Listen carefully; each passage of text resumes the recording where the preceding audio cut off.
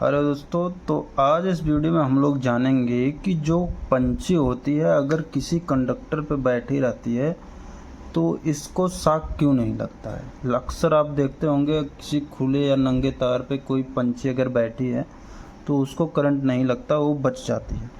तो आज इस वीडियो में हम इस रीज़न को जानेंगे कि इसको करंट क्यों नहीं लगता। कुछ लोग तो कहते हैं कि इसके जो पंजे होते हैं इसमें खून नहीं होता है। खून नहीं होता मतलब जिसकी वजह से इसको करंट नहीं लगता। ये तो हो गई कहने वाली बात, लेकिन इसके पीछे का लॉजिक क्या होता है आज हम इसको समझते हैं।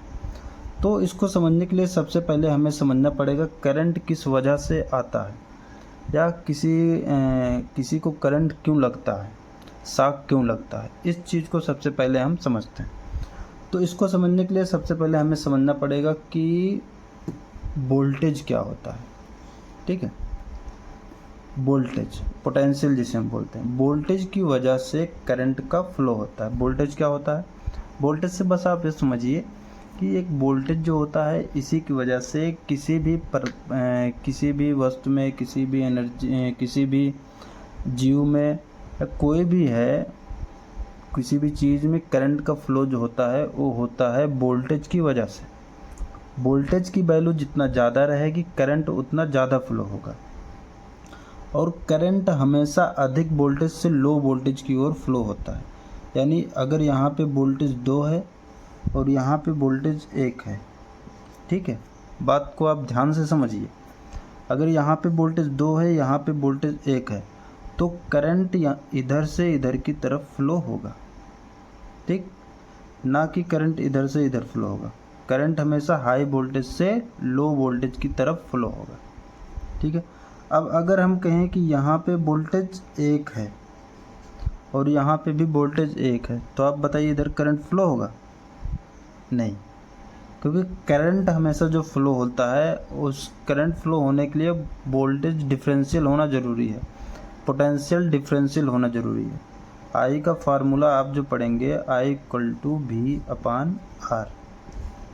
ये भी क्या बता रहा है? यहाँ पे भी बता रहा है पोटेंशियल डिफरेंस, अर्थात जो करंट फ्लो होगा उसके बीच में वोल्टेज का डिफरेंस, वोल्टेज में अंतर होना ज़रूरी है।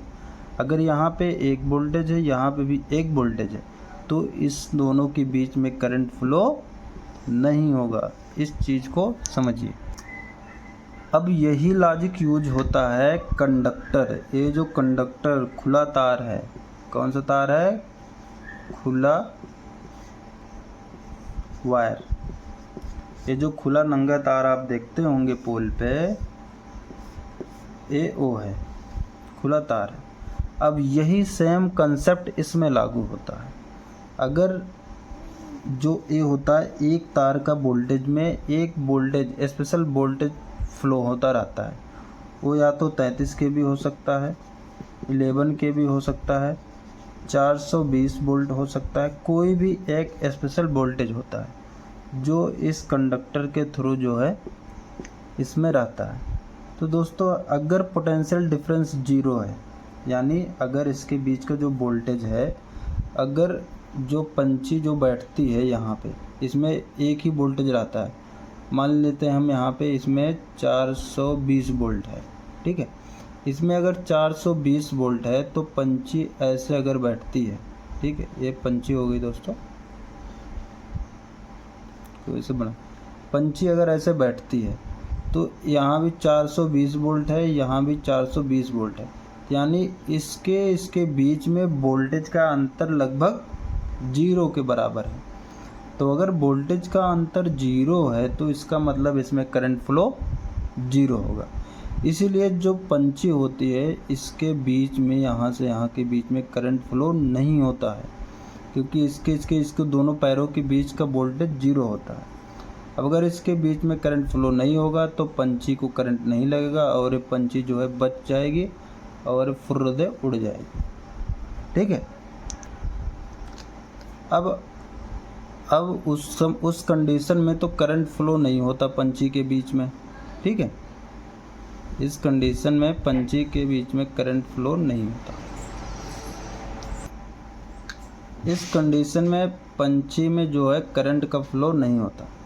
क्योंकि ये क्या होता है, लाइव वायर होता है, इसमें 420 वोल्टेज होता है।